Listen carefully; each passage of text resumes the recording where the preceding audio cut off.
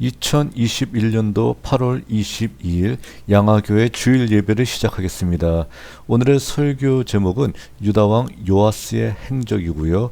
오늘의 본문은 역대하 24장 20절에서 22절에 있는 말씀입니다. 성경 봉독하겠습니다. 성경은 역대하 24장 20절에서 22절에 있는 말씀입니다. 이에 하나님의 영이 제사장 여호야다의 아들 스가랴를 감동시키심에 그가 백성 앞에 높이 서서 그들에게 이르되 하나님이 이같이 말씀하시기를 너희가 어찌하여 여호와의 명령을 거역하여 스스로 형통하지 못하게 하느냐 하셨나니 너희가 여호와를 버렸으므로 여호와께서도 너희를 버리셨느니라 하나 무리가 함께 꾀하고 왕의 명령을 따라 그를 여호와의 전뜰 안에서 돌로 쳐 죽였더라. 요아스 왕이 이와 같이 스가랴의 아버지 여호야다가 베푼 은혜를 기억하지 아니하고 그의 아들을 죽이니 그가 죽을 때 이르되 여호와는 감찰하시고 신원하여 주옵소서 하니라. 아멘. 함께 찬송 325장 부르신 후에 우리를 대신하여 오혜림 집사님께서 기도하여 주시겠습니다. 325장 예수가 함께 계시니.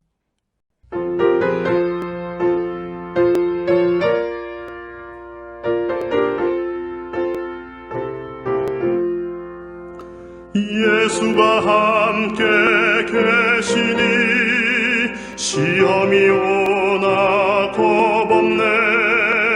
기쁨의 근원 되시는 예수를 위해 삽시다. 날마다 주를 섬기며 언제나 주를 기리고 그 사랑 안에 살면서 딴 길로 가지 맙시다. 이 세상 사는 동안에 주 이름 전파하면서 무한한 복락 주시는 예수를 위해 삽시다. 날마다 주를 섬기며 언제나 주를 기리고 그 사랑 안에 살면서 딴 길로 가지 맙시다.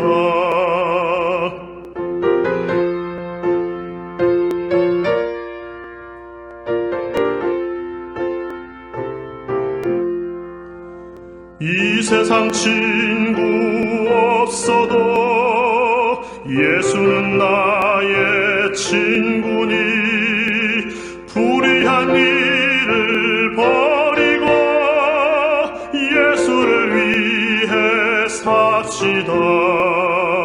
날마다 주를 섬기며 언제나 주를 기리고 그 사랑 안에 살면서 딴 길로 가지 맙시다. 주께서 심판하실 때 잘했다 칭찬하리니 이러한 상급 받도록 예수를 위해 삽시다. 날마다 주를 섬기며 언제나 주를 기리고 그 사랑 안에 살면서 딴 길로 가지 맙시다.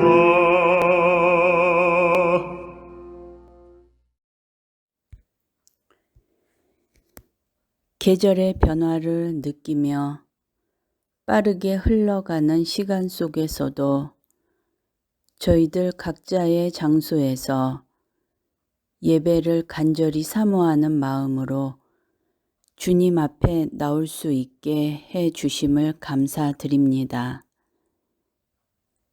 장기간 계속되고 있는 전염병의 불편함이 일상으로 변해버리는 것은 아닌가 하는 생각 속에서 의심과 두려움으로 자신을 어지럽게 만드는 지혜롭지 못한 마음으로 지내고 있었습니다.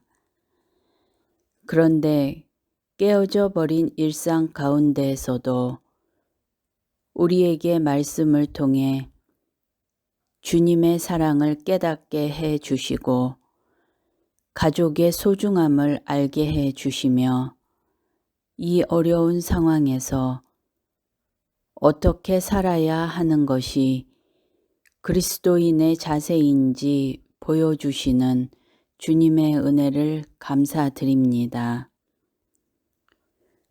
우리가 걸어가고 있는 인생의 모든 순간에 하나님께서 함께하고 계심을 기억하고 여호와를 경외하며 말씀에서 멀어지지 아니하고 오직 주님의 길을 따라가는 믿음의 성도들 되게 하여 주시옵소서.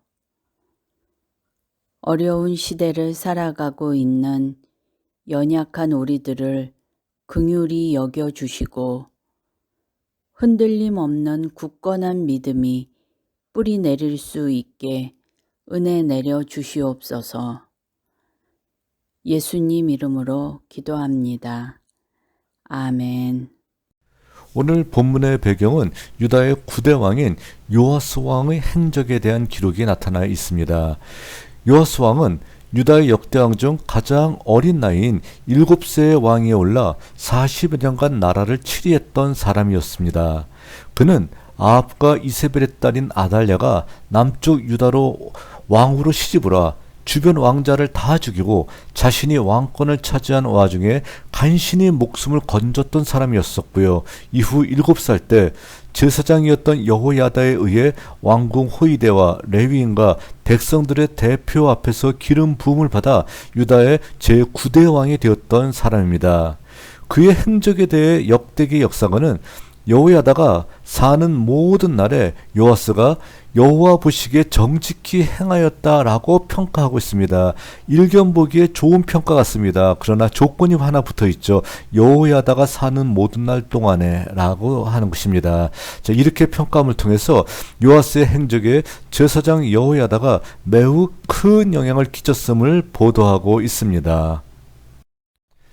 또한 열왕기하 12장 2절에서는 그가 제사장 여호야다의 교훈을 받을 동안에 여호와 보시기에 정직히 행하였다라고 보도하며 역시 제사장 여호야다의 역할을 강조하고 있습니다.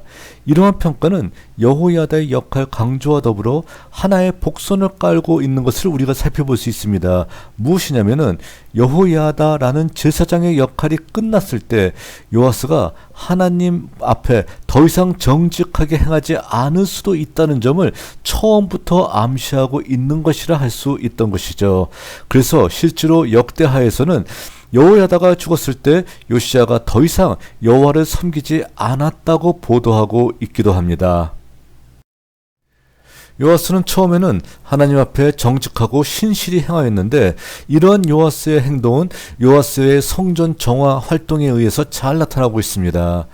요아스는 이전 왕들에 의해 더럽혀졌던 성전을 정화하기 위하여 레위 사람들을 모으고 대역사를 시작합니다. 아달랴가 다스리던 당시 아달랴와 그의 아들들은 하나님의 성전에 들어가 그 안에 있는 성물들을 꺼내어 바알에게 바치는 패역을 저질렀기 때문에 성전 정화를 그는 서둘러야 했었던 것입니다. 요아스는 여러 명목으로 성전에 모아두었던 기금을 여호와 성전에 수리에 쓰라 명하고 이 일을 제사장 손에 맡깁니다. 하지만 그의 통치 23년이 되도록 성전 정화 사업이 지지부진하자 제사장 여호야다를 불러 꾸짖고 신속하고 철저하게 성전 정화를 하도록 요구하였던 것입니다. 결국 요아스는 새로운 조치를 취하게 됩니다. 그는 첫째, 모아진 기금들은 횡령하지 못하도록 모두 제단 옆에 놓아둔 안전한 궤에 보관하도록 조치합니다. 그리고 궤가 차면 레위 사람들이 그 궤를 왕궁 관리들에게 가지고 가 왕실 서기관과 대제사장의 관리들이 회개하고 빈 궤는 다시 제자리에 갖다 놓는 철저한 재정 관리를 통해 모든 헌금이 여호와의 전을 위해서만 사용하게 만들었던 것입니다. 그런 다음 헌금은 여호와 성전의 수리를 맡은 사람들에게 전달되어 오로지 헌금이 성전 수리의 명목으로만 쓰이게 하였고, 여러 기술자들의 헌신으로 성전은 이전 모양을 되찾고 견고하게 되었다고 성경은 보도하고 있습니다. 요아스는 이러한 성전 수리뿐 아니라 이전 왕들에 의해 바알의 전으로 옮겨졌던 성전 기구, 금, 은, 그릇 등을 다시 만들고 보수함을 통해 성전 정화를 완성하게 되었던 것입니다. 다시 얘기해서 이전 왕들은 바알을 섬기는 것과 여호와 하나님을 섬기는 것을 구별하지 않고 혼합 종교 형식으로서 여호와를 섬기고 바알을 섬기고, 여호와 앞에 드렸던 금은 그릇을 가지고 바알에게 가서 예배드리고, 또한 바알 앞에 예배드렸던 그 금은 그릇을 가지고 다시 여호와 앞에 예배드리는 이러한 잘못된 행동을 계속해서 반복하고 있었는데, 요아스는 바로 그런 모든 어떤 잘못된 관행의 뿌리를 뽑았던 것이라고 얘기할 수 있습니다. 이러한 요아스의 행적에 대해 역대기 역사가는 그가 여호와 보시기에 정직히 행하였다라고 평가하고 있는 것입니다. 하나님 앞에 신실하고 정직히 행했던 요아스의 행적은 그리 오래가지 못하였었습니다. 그는 또다시 범죄를 행하게 되었다는 것입니다. 이러한 요아스의 행적에 대해서 성경은 요아스가 여호와 하나님께 정직히 행했던 시절은 제사장 여호야다가 살았던 시기에 국한되어 있다라고 보도하고 있습니다. 열왕기 하에 의하면 요아스의 제위 23년까지도 여호야다가 살아서 개혁을 지휘하고 있다 보도하고 있습니다. 다시 말해 요아스의 제위 연도인 40년 중 절반 이상을 제사장 여호야다의 영향으로 여호와 앞에 정직히 행하였다 볼 수 있다는 것입니다. 역대기 기자는 이러한 여호야다를 매일 여호와 앞에 번제를 드린 신실한 사람이며 130세를 산 사람이라 말하고 있습니다.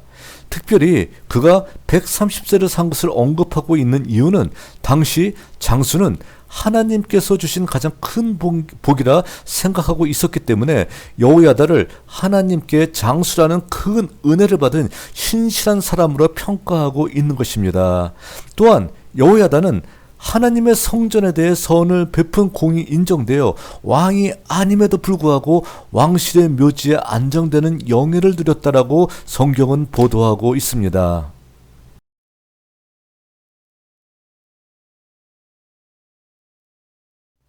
그러나 제사장 여호야다가 죽자 이때를 노리고 있었던 사람들이 새로운 세력으로 일어나게 되었습니다. 그들은 예루살렘 중심의 성전 정화 운동으로 말미암아 타격을 입었던 유다 방백들로 여호야다의 개혁에 반발하고 있던 수구 세력이라 추정할 수 있었습니다. 그들의 입장에서 봤을 때 그들의 방해자인 여호야다가 죽자 이때를 호기로 생각하게 되었던 것입니다. 그래서 유다의 방백들은 요아스 왕을 방문하여 왕을 부추겨 자기의 말을 듣게 했던 것입니다. 자, 그런데 이상한 일이 벌어집니다. 그들이 아무리 무슨 얘기를 한다 할지라도, 또 아무리 감원 이스라엘의 말을 쏟아붓는다 할지라도 그 말을 듣지 않고 여호와 하나님의 계획을 완성해야 되는 요아스 왕이 그들의 말을 따르게 되었고, 자연스럽게 이전 왕들이 그랬던 것처럼 여호와 성전을 외면하고 아세라 목상과 이방 우상들을 섬기게 된 이러한 잘못된 행동을 하게 되었던 것입니다. 이러한 요아스의 변절과 잘못된 행동에 대해서 누군가 하나님의 말씀을 대언하고 올바르게 꾸짖는 선지자가 있었다라고 하게 되면 그가 돌아오지 않았을까라고 생각하는 사람들이 있을 것입니다. 물론 당시에도 하나님의 선지자가 있었습니다. 당시 선지자는 요아스가 믿고 따랐던 여호야다의 아들 스가랴였던 것입니다. 스가랴는 요아스의 변심에 대해 여호와 하나님의 말씀을 대언하며 요아스의 잘못을 크게 질책하고 있습니다. 자, 이 정도 질책을 했다라고 하게 되면 요아스는 회개하고 돌이켜야 된다는 것이죠. 그런데 요아스는 회개하지 않고 대신 여호와의 성전에서 선지자를 죽임을 통해서 그의 스승이었던 여호야다를 향해서는 배은망덕한 행동을 하였고 여호와 하나님을 향해서는 패역된 죄악을 저질렀던 것이었습니다. 이러한 스가랴의 죽음은 마태복음 23장 35절과 누가복음 11장 51절에서 예수님께서 인용하고 계십니다.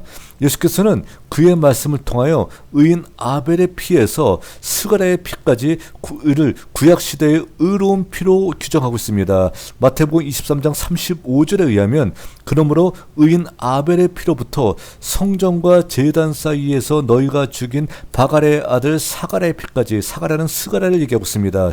사가랴의 피까지 땅 위에서 흘린 의로운 피가 다 너희에게로 돌아가리라 라고 얘기하고 있는 것입니다. 예수님께서도 인정하시는 위대한 선지자였었던 스가랴를 바로 요아스는 죽인 잘못이 있었던 것이고요. 그리고 바로 이런 모든 잘못은 바로 요아스 자신의 머리로 돌아갈 수밖에 없는 상황이 되었던 것입니다.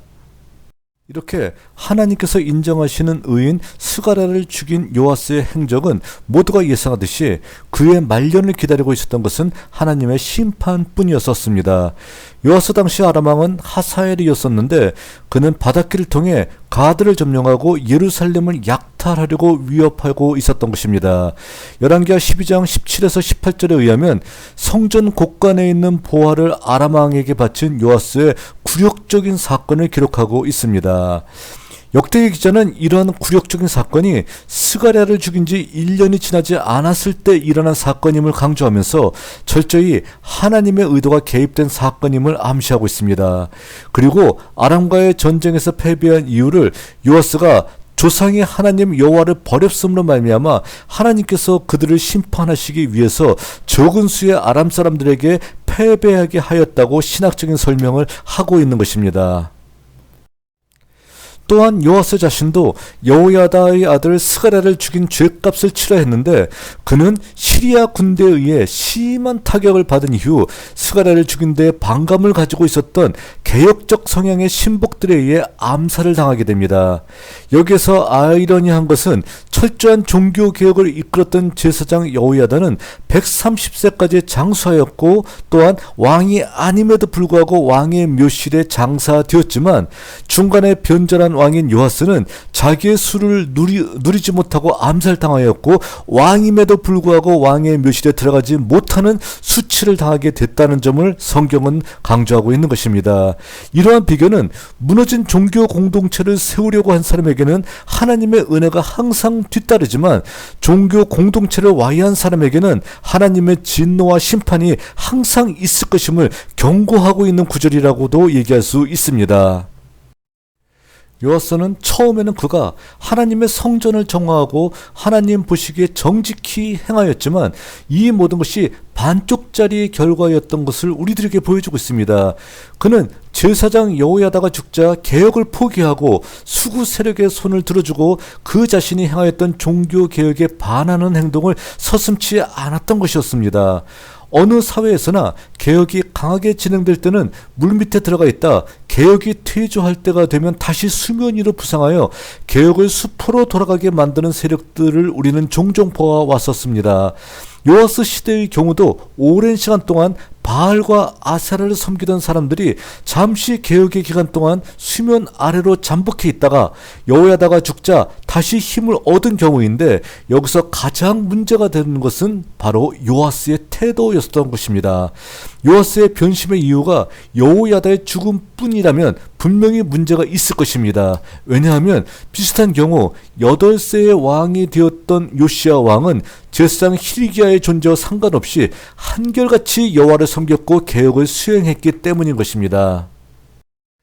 만일 요아스가 시종일관 여호와 하나님만을 의지하며 그의 말씀을 지켰다면 여호야다의 죽음은 그에게 큰 영향을 끼치지 않았을 것입니다. 다시 말해 요아스에게는 요시야와 같은 한결같은 신앙이 없었던 것입니다. 그래서 그는 여호야다가 죽은 다음 유다의 수구 방백들을 따르는 것이 훨씬 자기에게 유리하다고 판단하였고 그러한 판단을 한 요아스에게 여호야다의 아들 하나님의 선지자 스가랴의 외침은 더 이상 귀에 들릴 수가 없었던 것입니다. 요아스는 하나님께서 마련한 마지막 회개의 기회를 저버리고 하나님의 심판을 받을 수밖에는 없었던 것입니다. 이상의 요아스 왕의 행적을 통해서 오늘 우리는 다음과 같은 교훈을 얻을 수가 있을 것입니다. 우리는 성서를 통하여 한때 하나님께 정직히 행하였다 나중에 타락하는 사람들을 많이 보아왔었습니다.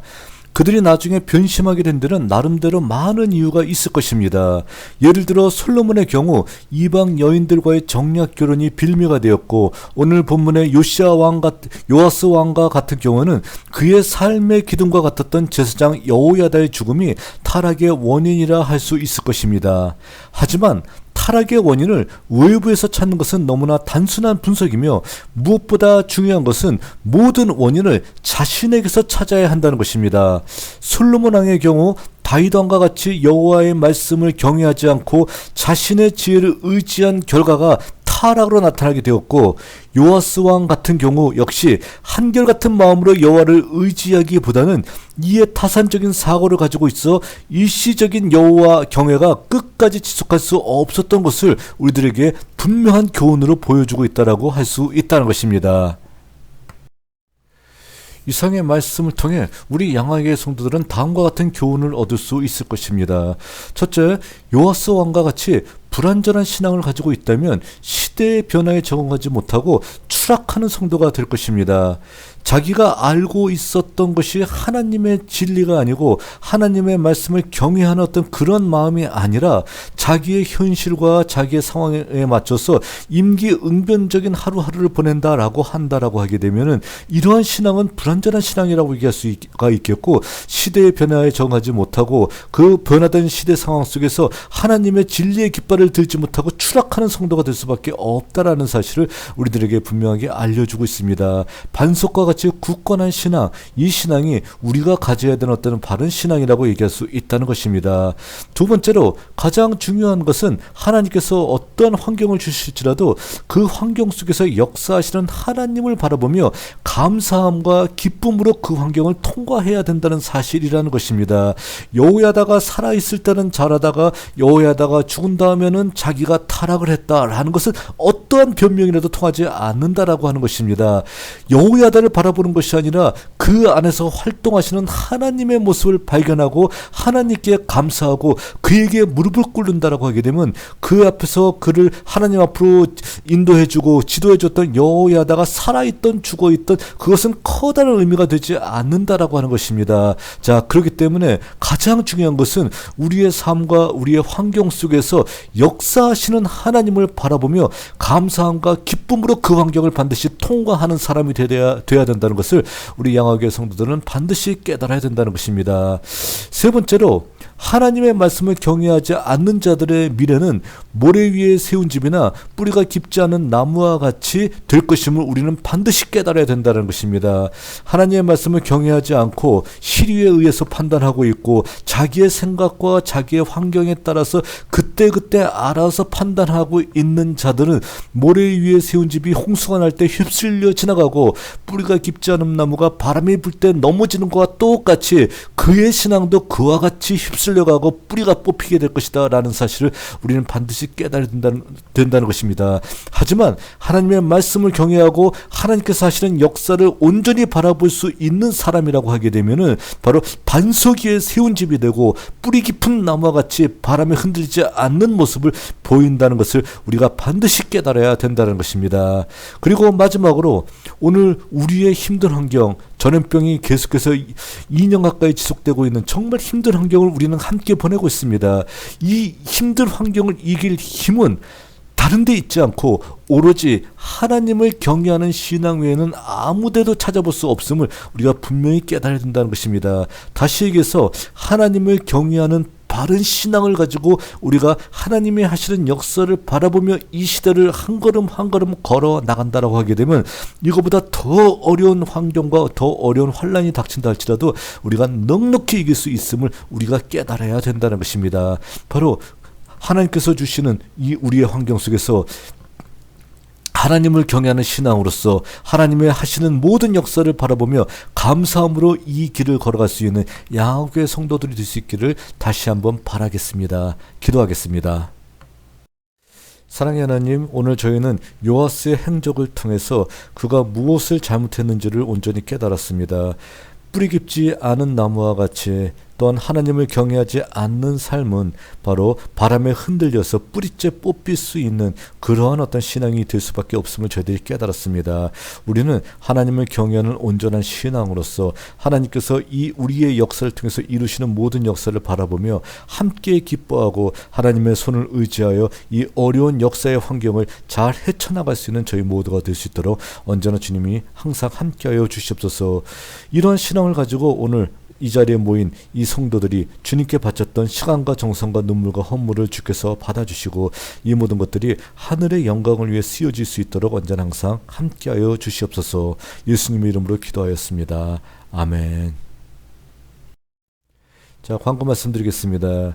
자, 전염병의 기세가 아직도 꺾이지 않고 있습니다. 자, 그렇지만 하나님의 보호하심이 모든 성도 여러분들과 함께 하시기를 기원하겠습니다.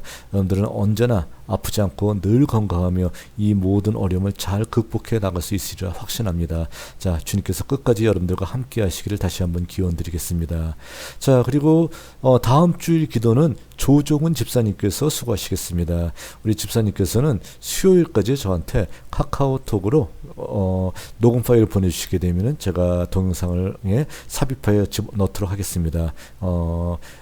집사님께서 꼭 기억해 주시기 바라고요. 자, 그리고 세 번째로 지난 주에 하나님께 바쳐줬던 예물은 11조 예물에 오택현, 임명섭, 오선아 집사님 드리셨습니다. 하나님께 감사드립니다.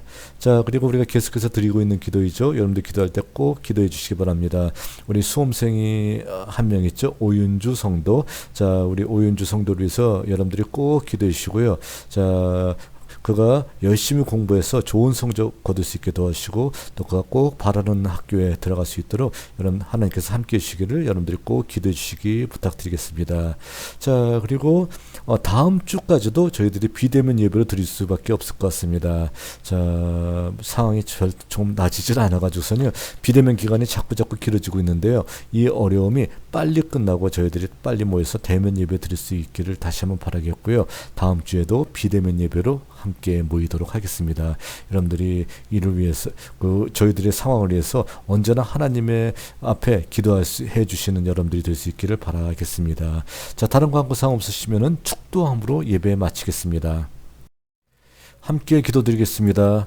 이제는 우리 주 예수 그리스도의 은혜와 하나님 아버지의 무한하신 사랑과 성령의 교통하심이 진정 여호와를 경외하고 하나님이 하시는 역사를 바라보며 어렵고 힘든 이 현실을 하나님 의지하며 넉넉히 승리하며 걸어나가기 바라는 양학의 성도들의 머리 위에 이제로부터 영원까지 늘 항상 함께하여 주시기를 주의 이름으로 간절히 축원하옵나이다. 아멘. 예배를 모두 마쳤습니다. 건강한 모습으로 다음 주에 다시 만나 뵙겠습니다.